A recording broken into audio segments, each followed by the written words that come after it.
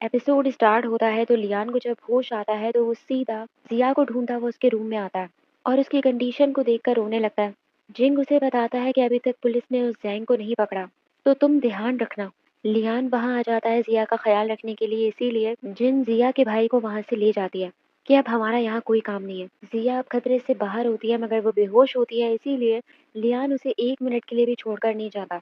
3 दिन हो जाते हैं, उसे अभी तक होश नहीं आता। लियान कपड़े तक बदलने के लिए नहीं जाता, सिर्फ इस डर से कि कहीं जैंग दोबारा आकर इसे नुकसान न पहुंचा दे। अब जिया को जब होश आता है तो इसे भी पता चल जाता है कि लियान 1 मिनट के लिए भी उसे छोड़कर नहीं गया, तो उसे समझ में आने लगता है कि ये उससे कितनी मोहब्बत करता है।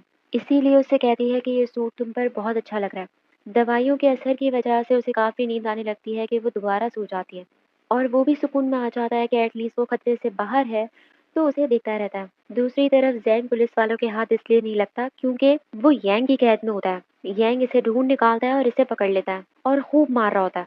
दूसरी ही तरफ जिया को भी ये सच्चाई पता चल जाती है कि उसका ऑनलाइन फ्रेंड मू एक्चुअली में लियान है, क्योंकि जब वो किडनैप हुई थी तो उसने मैसेज मू को किया था मगर आया लियान, तो वो डायरेक्टली लियान को मू कह के पुकारती है। तो वो कहता है कि फाइनली तुम्हें पता चल गया।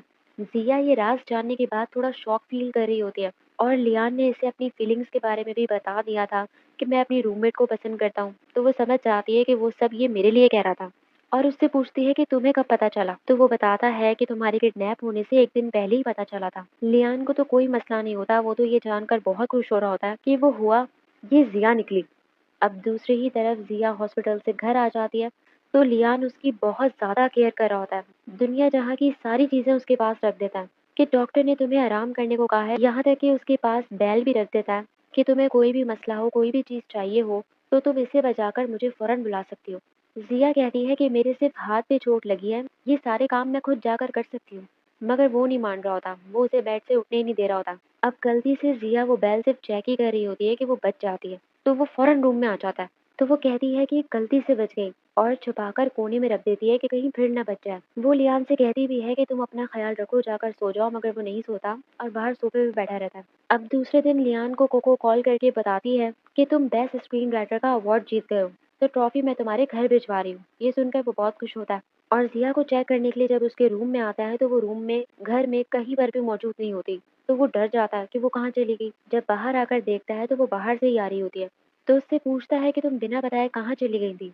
असल में जिया अभी भी गिल्टी फील कर रही होती है कि मेरी वजह से लियान का इतना बड़ा शो खराब हो गया, इसीलिए उसके लिए गिफ्ट्स वगैरह लेने के लिए गई होती है। मगर वो कहता है कि मुझे इन चीज़ों की ज़रूरत नहीं है, मैं बस चाहता हूँ कि तुम मुझे छोड़ के ना जाओ। इस बात पर जिया उसे कहती है कि मुझे सोचने के लिए थोड़ा वक्त दो, क्योंकि इतना सब कुछ जो हुआ और जो सच्चाई इसे पता चली, ये इसे कुछ हजम नहीं हो रही होती।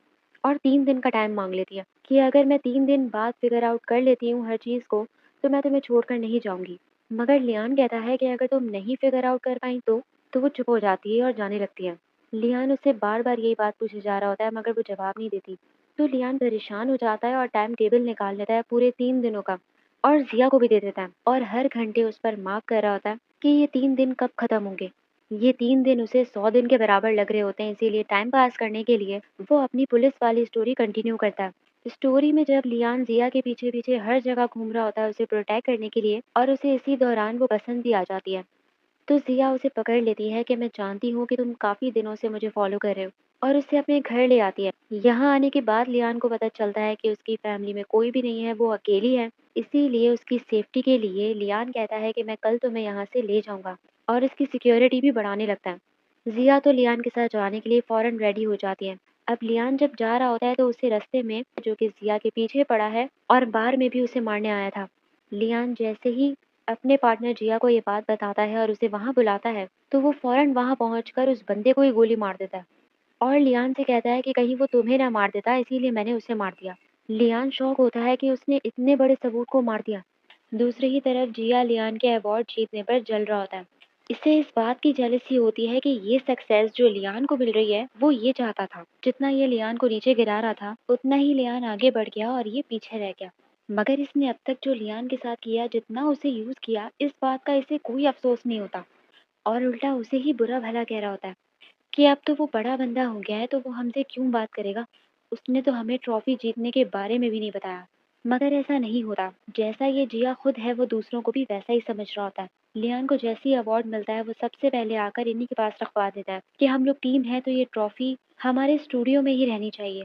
युआन जिया को वो ट्रॉफी दिखाकर कहती है कि लियान कभी नहीं बदल सका, वो तो तुम्हारा ब्रदर है। मगर जिया कहता है कि कोई भाई भाई नहीं है वो मेरा, क्योंकि इसने तो कभी उसे भाई माना ही नहीं था।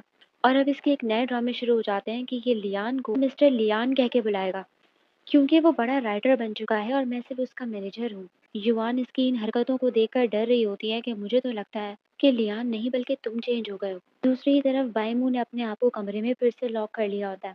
दूसरी ही तरफ लियान अभी तक दिन गिन रहा होता है कि कब 3 दिन गुजरेंगे और इसे जिया का जवाब मिलेगा। वहाँ जिया अपनी कंफ्यूजन दूर करने के लिए इन दोनों को बुला लेती है। तो जिंग तो लियान की तारीफों के पुल बांधना शुरू कर देता है कि वो लड़का बहुत अच्छा है, वो तुम्हें बहुत खुश रखेगा। और वो जिन बैमू को बीच में ले आती है कि कहीं तुम इस वजह से कंफ्यूज तो नहीं हो रही कि दोनों ही अच्छे हैं तो दोनों में से किसको सिलेक्ट करूं। मगर जिया कहती है कि बैमू बीच में कहाँ से आ गया, मुझे तो लियान ही पसंद है। जिन कहती है कि जब तुम्हें ये आंसर मालूम है तो तुमने हमें क्यों बुलाया। असल में जिया एम्बेरस हो रही होती है कि जिसे वो पसंद करती है वो उसके बचपन का दोस्त निकला, जिसे इसने अपनी पर्सनल लाइफ शेयर करी हुई थी। मगर अब ये फैसला कर लेती है कि ये लियान को छोड़कर नहीं जाएगी, क्योंकि लियान ही इसके अंधेरे वाली जिंदगी में उजाला है। दूसरी ही तरफ लियान की जो आंट होती हैं जिससे वो सब्जियां खरीदता था, वो जिया और लियान को डिनर पर बुला लेती है। वहाँ जिन के पेरेंट्स इससे मिलने के लिए आ रहे होते हैं और वही शादी के लिए इसे फोर्स कर रहे होते हैं, तो ये जिंग से हेल्प मांगने आ जाती है और अपने एक्स हस्बैंड को ही अपने पेरेंट्स के सामने बॉयफ्रेंड होने का नाटक करने को कहती है। जिंग हंस पड़ता है कि ये कैसी सिचुएशन है, क्योंकि इन दोनों ने पहले जल्दी जल्दी शादी कर ली थी और इसने अपने पेरेंट्स को बताया ही नहीं था। और अब ये शादी उतनी जल्दी खत्म भी हो गई। जिन मान जाता है उसके पेरेंट्स के सामने ये नाटक करने पर और अभी से ही रिहर्सल शुरू कर देता है कि उससे फ्री होने लगता है। दूसरी ही तरफ काओ लियान से वो पुलिस वाली स्टोरी कंटिन्यू करने को कहता है। हम इसकी शूटिंग दोबारा कंटिन्यू करेंगे और इस स्क्रिप्ट के कॉन्ट्रैक्ट की जब इससे बात करने लगता है तो लियान इन्हें जिया से कांटेक्ट करने को कहता है कि ये सारी चीजें वो हैंडल करता है। अभी तक उसे अहमियत दे रहा होता है। काओ कहता है कि ये इसका पर्सनल मैटर है और हमें इसके पर्सनल मैटर में नहीं बोलना चाहिए, क्योंकि अगर ये चाहे तो जिया को उठा के फेंक सकता है।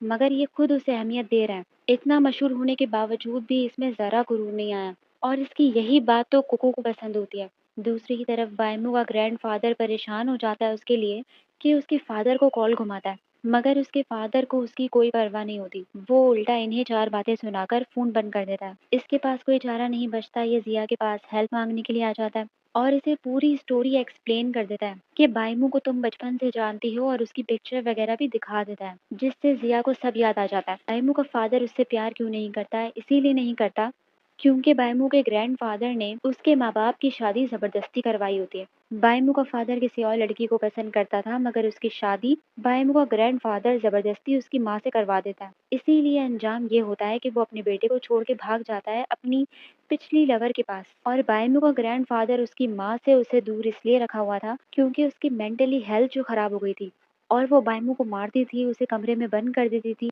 अब सिर्फ जिया ही बाइमू को ठीक कर सकती है, इसीलिए उसके पास आकर कि मुझे याद आ गया है कि हम दोनों बचपन में मिले थे, तुम काफी चेंज हो गए हो। वो खुश हो जाता है कि इसे मैं याद आ गया। अब ये बाइमू का ट्रीटमेंट करती है और उसे एहसास दिलाती है कि तुम्हारा ग्रैंडफादर तुमसे बहुत मोहब्बत करता है। इसकी माँ को इससे दूर रखने की भी वजह बता देती है। दूसरी ही तरफ 3 दिन गुजर जाते हैं और जिया उसे छोड़कर नहीं जाती, जिससे लियान को अपना जवाब मिल जाता है और अब ऑफिशियली वो उसकी गर्लफ्रेंड बन जाती है। इस बात पर लियान बड़ा खुश हो रहा होता है कि आज मैं बहुत ज्यादा लकी फील कर रहा हूँ। दूसरी तरफ लियान अपनी पुलिस वाली स्टोरी कंटिन्यू करता है और सारी पुलिस जिया को 24 आवर्स प्रोटेक्शन देने के लिए खड़ी हो जाती है और लियान जिया को अपने घर ले आता है कि मेरे घर से ज्यादा सेफ जगह तुम्हारे लिए और कोई नहीं है और अब से तुम यहीं रहोगी। और उसे फोन दे देता है कि कोई भी इमरजेंसी हो तो तुम एक का बटन दबाओगी तो डायरेक्ट मुझे कॉल लग जाएगी। और वो वहां से चला जाता है। बारिश की आवाजों से वो डर रही होती है, इसीलिए फोन पकड़कर बैठ जाती है। मगर उसका पार्टनर जिया इस केस को क्लोज करने का कहने लगता है कि जिन जिन पर इन्हें शक था उन लोगों की तो डेथ हो गई, एक को तो इस जिया ने ही मार दिया था और एक और की भी इन्हें डेथ बॉडी मिली थी। मगर लियान मना करता है कि अभी किसी बात का सबूत नहीं है, क्या पता असल मर्डरर कोई और हो। मगर जिया नहीं सुनता, वो कहता है कि मुझे अपने ऊपर वालों को भी जवाब देना है, इसीलिए ये केस अभी ही क्लोज होगा। इसी बात को लेकर इन दोनों का झगड़ा हो जाता है। लियान मानता ही नहीं है और साइन करता ही नहीं है अब दूसरी ही तरफ ये आंटी और अंकल एक दूसरे से शादी करना चाहते हैं, मगर ये अंकल अपने बच्चों से बात नहीं कर पा रहा होता। इसीलिए ये लियान और जिया की हेल्प मांगता है कि मेरा एक बेटा कल यहाँ आने वाला है, तो तुम लोग उससे बात करो।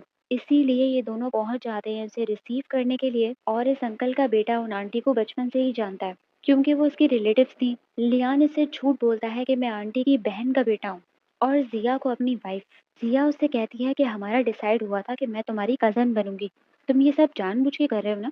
तो वो हंसने लगता है और उसे वाइफ वाइफ कह के छेड़ने लगता है, और यही एपिसोड खत्म हो जाता है। तो आप लोग मुझे बताइए, आप लोग एपिसोड कैसी लगी। लाइक कीजिए, सब्सक्राइब कीजिए और कमेंट भी कर लीजिए। Thank you so much.